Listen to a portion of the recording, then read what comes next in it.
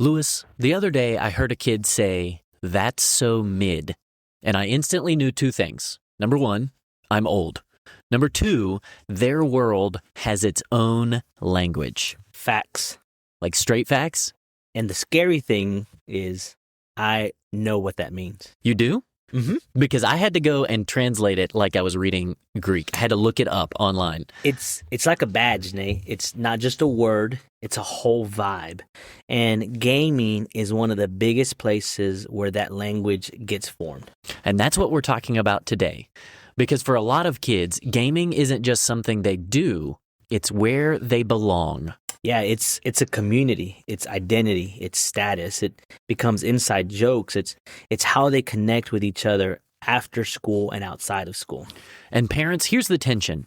You can't disciple what you refuse to understand. And when we say understand, we don't mean you have to become a gamer. We mean that you are present enough to shepherd the heart.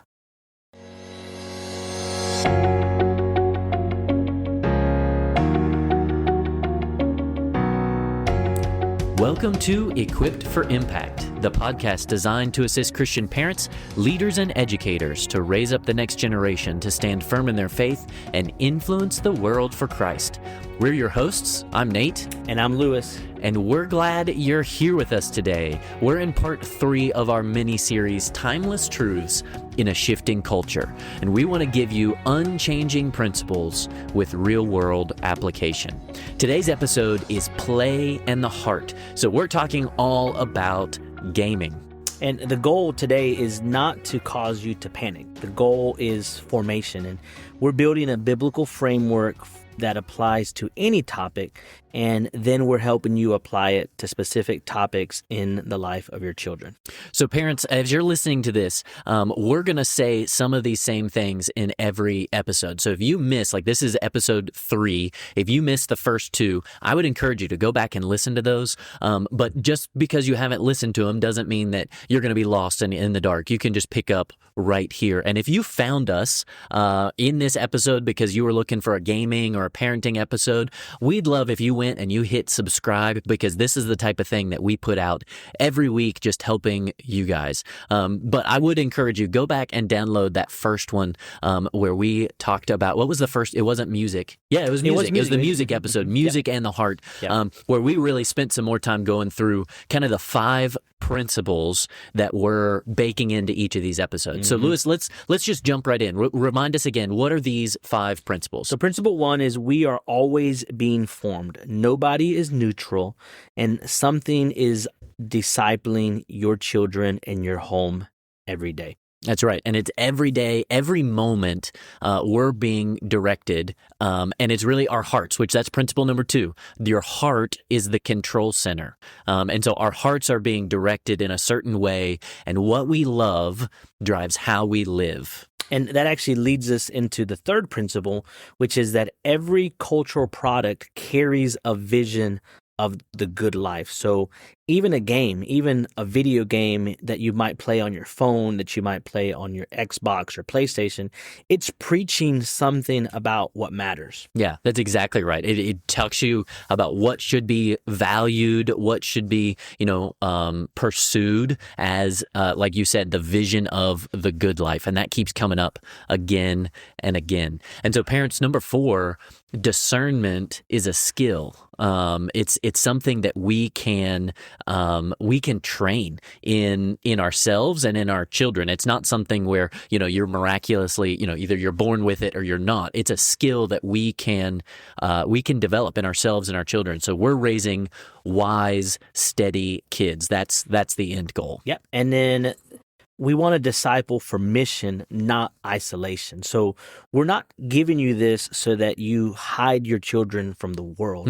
We are giving you this so that you can train your kids to live faithfully in it. Because we're just a few days removed from the Super Bowl. And if you have followed social media or just TV, everybody has an opinion about the Super Bowl halftime show. So is the Super Bowl, is that where they get like a really big bowl and it's like lots of salsa? It is. Because it's a Super Bowl. It's a Super Bowl and there's a lot of chips in it. Yes, lots of chips and and then somebody queso. wins. Somebody wins. Somebody Whoever ends and like gets to the bottom of the bowl fastest. Whoever, yeah. Okay, it's kind of like a hot dog eating and then contest. there's a halftime show.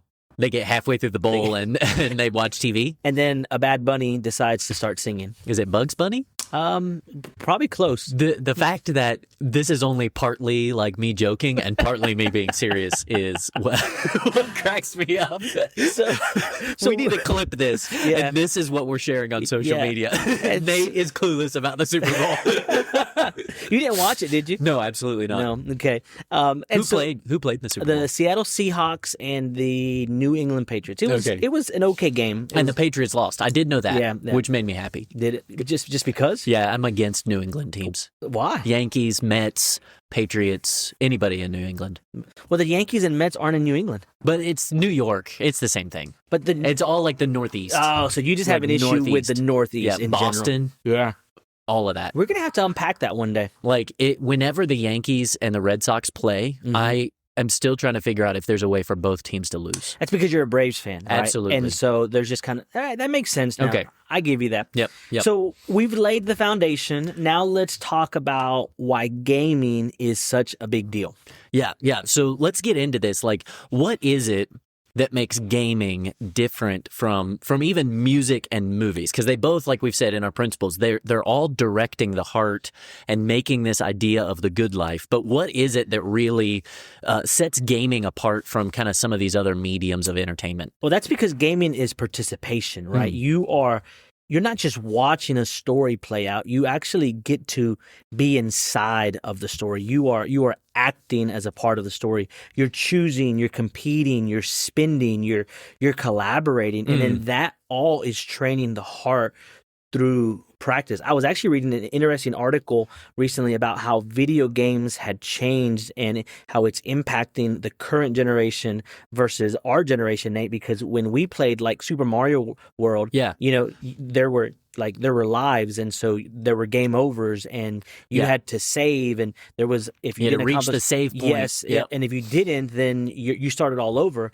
But today, in today's games, a lot of those games have infinite lives. It's open ended, and so there's no start and end, and there's you don't necessarily lose. You just kind of keep going, and so yeah. And I think it's really important. Like, we can park here for a minute because there's different categories. And again, I'm not a gamer, and I know that surprises no one, but I'm actually surprised by that. Really? I'm not a gamer at all. Okay.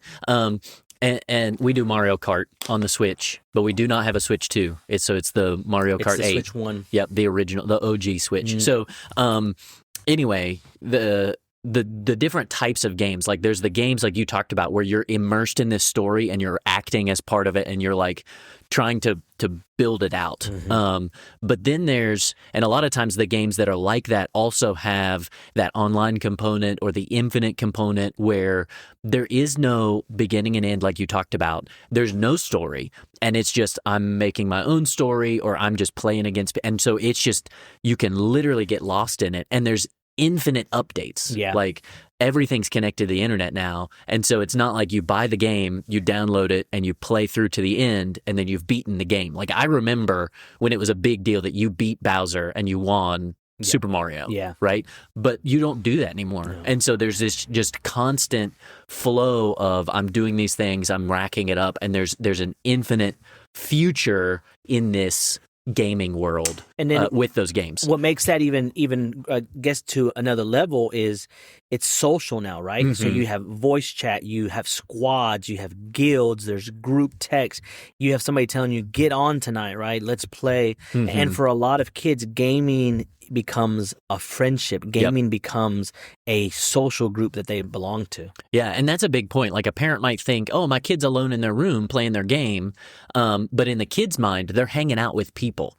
They're connecting with their friends. Yeah. And so it is a connection point, and it's an internet connected device. And then building back off of what you were just saying, Nate, right? There's endless reward loops now, right? Games are built around progression, about having ranks, about getting skins or loot or achievements, right? And you're getting constant feedback. And so it trains the brain to crave that next hit, right? What's that next rank? So there's another side of that too, because there's a connection between the way some of these games are programmed and which I said that on purpose, right? They're designed by other human beings, right? So they're programmed a certain way, and they've actually built into it similar techniques to like slot machines. You think of gambling in a slot machine in a casino, you never know. It's the variable rewards. You don't know what you're going to get. So even some of these things, like they buy a pack off of this game, and we're being general on purpose, but they buy a pack off of a game,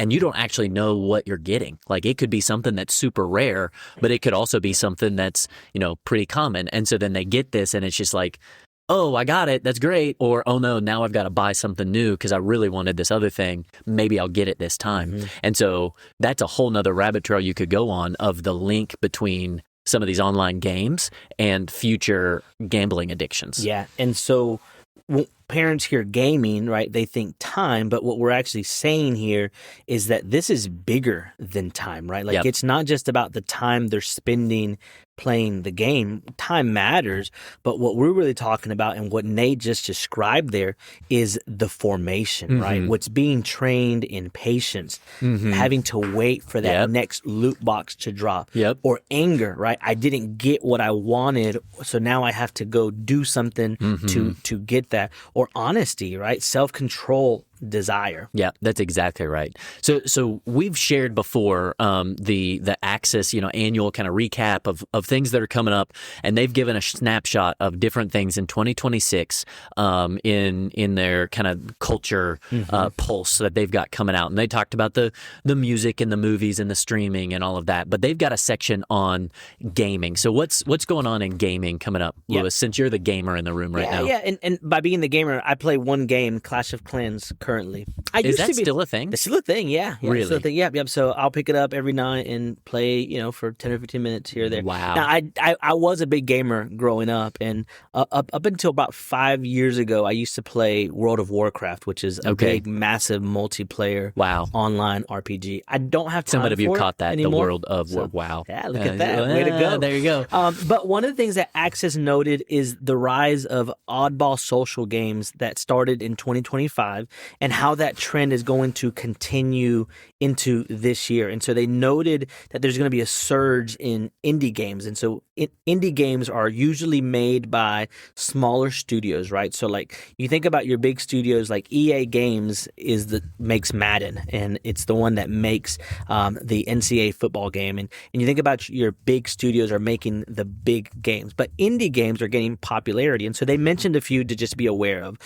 Claire Obscure, Expedition 33, and Silksong. And so Expedition 33 is one of the ones that's really dominating the conversation. So your kids may be playing these games, or you may be hearing them talk about it. Another thing is also the rise in fighting games. So for those of us in our generation, we might remember like Mortal Kombat, Street Fighter. Did you ever play those games growing up? Absolutely not. No. We did Super Smash Bros. Okay, so similar concept. Same concept, right? Yeah. And so, but now I remember going to like Pizza Hut and having I think it was Mortal Kombat, you had like the two quarter in the console. Yeah, that was it. And so, man, I am so old. And so these fighting games are on the rise. You've got games like Riot's 2XKO. It's expanding. Marvel, which is big in the superhero world, right? Is entering with a new fighting title, and then I think it's called Marvel Token Fighting Souls, and it's going to launch later this year. And so these are the games that are kind of dominating the conversation. And then parents, if you have younger children, you kind of have that background hum that is always there, but it's not necessarily releasing something. It's like Minecraft, right? Kids are playing Minecraft, and that's a constant. It's a constant evolution. Fortnite, right? How many of your kids are playing Fortnite? How many of your kids are playing? Can you do the floss? No. Isn't that from Fortnite? It is. Okay. Look, see, I know a little bit. You know a little bit, yeah. Roblox is another one, right? And those are the places that kids constantly return to because those games are social, those games are endless, those games are always updated. And so there may not be this this new release coming out, but there's a constant update that's happening. And Nate, I think you were just telling me something about Roblox recently, Roblox. right? So all of those games, that's what we were talking about with earlier when we talked about the endless, constant things about that. And even the connection. Like this summer, we were at, my in-laws and their community pool, and we were there with our kids, and there's this other little girl, had to have been maybe 7, maybe. And she was, trying to play with my kids and whatever, and they're just, being kind. Well, then this girl, we've never seen her before. She's visiting her grandparents. She's from out of state. And then she's like, hey, what's your Roblox name? I want to connect so we can stay in contact after we leave. And it's like, I literally just met you. You're a 7-year-old, and you're asking my girls what their Roblox name is so you can connect. So there's that's the type of thing that's going on in these games. Yeah. And I actually read, because especially you think of Minecraft, I think most people are familiar with that, where you go and you build stuff, which I'm not 100% knowledgeable of that. You should watch the movie. There's a movie? Minecraft the movie. Oh my goodness. See, I have no clue what's going on. I knew there was a Super Mario movie. I think you would like the Minecraft movie. Oh my, it's too much for me. Okay. Too much. Do they have blockheads? They do. Okay. Yep. Wonderful. They do. But in Roblox, there's a social aspect to it where not only do you connect with people, but you can actually upload your own mini worlds within the worlds. Yeah. And so your kids can go in and they can be playing and switching the worlds and interacting. And so there were some versions or things that had been uploaded into Roblox that were pornographic in nature. There's some that labeled themselves as therapy counselors, and you could go in and talk to people, which obviously, you want to vet who your child is getting counsel from. So it was things like that.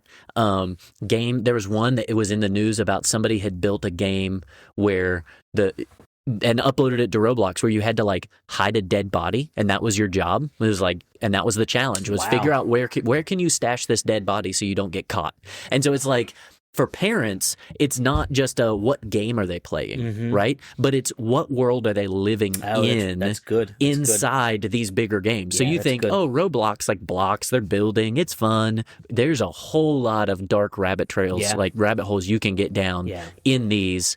So even with parental controls turned on, there's a lot of stuff you've got to be aware of for your children. Yep. And so you hear Minecraft, Fortnite, Roblox, and you're like, oh, those games are innocent. They're, they're and so we kind of set them to the side because we focus on the big one that's coming out this year, which is Grand Theft Auto, right? And so that's one of those games that has notoriously carried that M rating. Yeah. And so parents are like, and parents know, and they're like, oh yeah, we're going to lock that down. Roblox, that's fine. Yep. So we're not going to let you play Grand Theft Auto 6, right? But you can play Fortnite, you can play Roblox, you can play Minecraft, and those games are safe.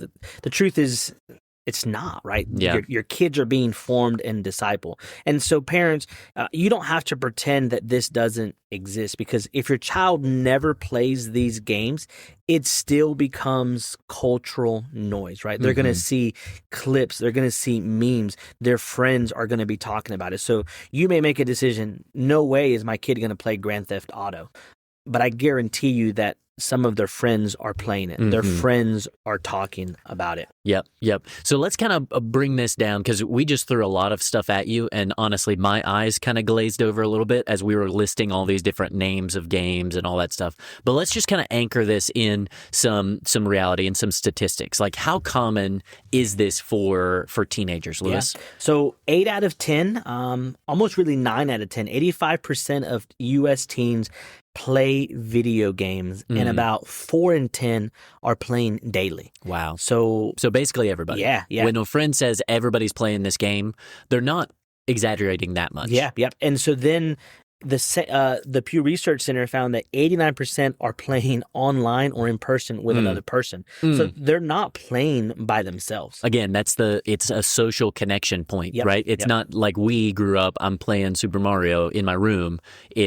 Which we didn't have it in the room. More on that later. But they're connecting, they're being with other people. Yep.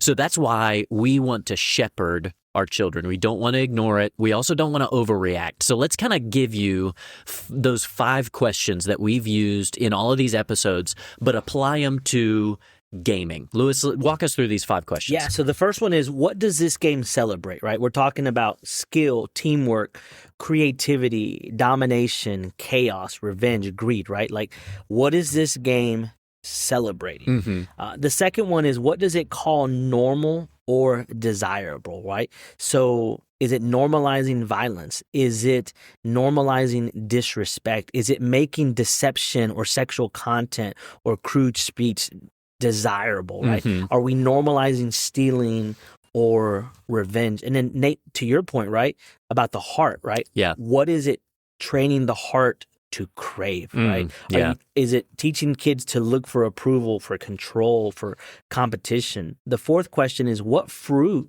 does it produce in attitude and actions, right? More patience or less? More honesty or more deception? More irritability, right? That's a big one. Yeah.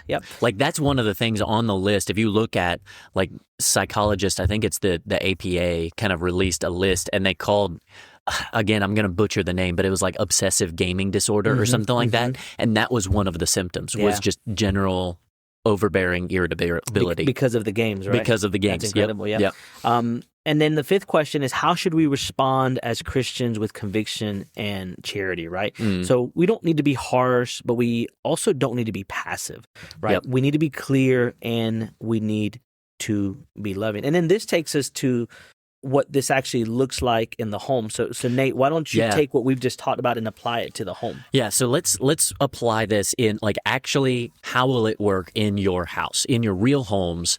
Give you some practices, because we want to give you some practical takeaways. So here's the first thing. Put gaming in the light. We've said this before. You know, your children should not have screens in their bedrooms. Like, that's just a general thing, whether it's phones, laptops, computers, anything. Gaming systems is going to be on that list too. So parents, sit down for 10 minutes, ask your kids, show me what you do. What do you like about it? Those types of questions. And then also make sure it happens in a public space. So that all the gaming moving forward is happening in a place where kids can at least see that they are being seen, if that makes sense. And that's going to get you credibility, right? Because you're not guessing about the games anymore. There's no way as a parent that you can figure out what a game is until you've experienced it. The kids, you say, I hate that you're always playing those games. And you're like, you don't even know. It's like, well, show me.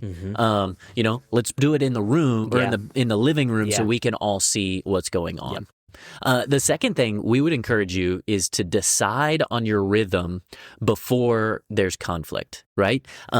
Set a schedule when everybody's calm, everybody's, talking, it's in a conversation together. It's not in the heat of the moment when they want to keep playing and you want them to stop.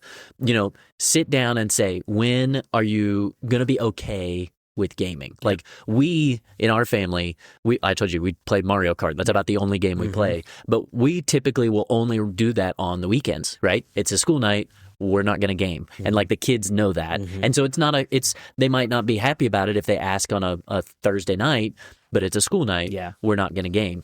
So things like that. You don't have to follow that schedule, but things like homework first, you protect bedtime, you protect mealtime as a family. Those things, set it ahead of time. And that's going to become easier to enforce, right? Yeah. When you agree on clear boundaries. Than when you just kind of invent it in the moment. Yep. And the third thing is add a heart check rule. Right? If a game consistently produces anger, disrespect, lying, deception, those things that we talked about, then we don't just call it a game, right? It's a discipleship issue, and you need to teach your children to notice those patterns, right? You're going to add in that heart check, and the question can even just be like, how is this game making you feel right now? Yeah, and that's really good, because now you're teaching them a maturity skill. Like, you're helping your child see, like, this is not good for me. Like, I shouldn't be acting this way about a video game. So, and even if they don't admit it in the moment, after some time, and if you consistently are asking that, how is this game making you feel right now? They realize, like, you realize, think of it as any diet, if I'm going to eat this food and it makes me feel terrible afterwards, I'm going to stop eating that food, and it's just going to be natural if you're paying attention. It's some self-awareness. So the last thing, replace, don't just remove. right? If you take something away, the kid feels punished, right? But if you replace it with better activities, better play, right? Going outside, board games, family time, creative projects. We love books around here. So reading, things like that, really connecting with friends. The kids will recognize that you're not just trying to take away their fun. You're trying to, enrich their lives with better options. Yeah, that's really good. Now, parents, let's talk about online play because that's a component to video games. And we didn't really dive into it much, but we want to make sure that before we wrap this section up, that we talk about some of the guardrails that need to happen in online gaming, right? Because so number one, online gaming, don't do it. Number two, online gaming, don't do it. Don't do it. Do I have to go through all four? Yeah. Okay, number four, online You gaming, skipped three. don't do it. Number three is also the same. Don't do it. No, I'm joking here, only slightly. But yeah, I think it's good, especially with the online, to have, like we said, those guardrails pre-planned ahead of time. And so here are four things to consider when it comes to online gaming that are clear, and I think they can work in most homes, right? Number one is no private chat with strangers. Man, like you watch the news, you read the news, how many kids are getting entrapped through predatory behavior through online gaming. I mean, just here in North Carolina, within the last year, there were 2 girls that were kidnapped by men they met online in an online game. That drives me crazy that even exists. Absolutely. Number 2, and that's why Nate is saying don't do it, right? Don't do it. Because you're opening yourself up. But if you're going to do it, no private chat with strangers. Number 2 is mic rules, right? If you cannot speak it in a way that honors Christ, the mic goes off. Kids talk differently online than they do in person, right? People do, parents do, right? Yeah. That's why we have keyboard warriors, right? Yeah. But we also have mic warriors where they're saying things or they're talking junk, they're insulting each other through a mic. But if they can't speak it in a way that honors Christ, then the mic goes off. Number 3, friend list approval, right? Parents, you need to see it. Who are they allowed to play with games online, right? Because if you wouldn't let them play with them on a playground because you're concerned about their behavior, their language, their values may be different in your family, then why are you going to let them do it online because it's a video game? And then and that you're going to have to like dig on those because they're going to be usernames that are probably not the kid's real name. Like, absolutely. You ask them, who is, Bad Bunny 2123. Who is that? I don't know. Okay. But if that's your username, let us know. Yeah. Podcast@wingchristian.org. Yeah. Mine is Luke Classic 85. Is it really? On every platform? Just about, if I can get it. Yep. Do you know what my username is? I don't use it. No. All right, keep going here. What's the last thing? Common area play, right? Nate talked about this, right? When possible, keep gaming visible. Don't let them do it in a private bedroom where you don't see what they're doing, you don't hear what they're saying, you don't interact with them. Yep. And this isn't paranoia, but this is being a parent. This is shepherding their hearts. This is supervising them because we love them. That's exactly right. And because kids are still learning wisdom. Yep. So if you take like these things we've given you the principles, we've given you the questions, we've given you some practical takeaways. Those will go a long way in shepherding and protecting your children and teaching them that discernment, right? Because that's the ultimate goal. I like what you said, Lewis, about the maturity that we're developing, that skill in their lives. So this has been, episode 3 in our Timeless Truths mini series. But Lewis, before we wrap it up here, what last encouragement would you give to parents in this area of gaming? Parents, you don't have to master every game. You can't. It's impossible, right? But you just need to shepherd their heart with calm conviction. That's what God calls us to. Yep, that's exactly right. So thank you all for listening to Equipped for Impact. If this episode encouraged you, please share it with another gaming parent who could use this resource and these questions and the practical takeaways. Be sure to subscribe so you don't miss our next episode, which is Relationships and the Heart. We're going right into friendships, dating, influence, identity, and what it means to love people faithfully in a confused world. Until then, keep leading the next generation to stand firm in their faith and influence the world for Christ.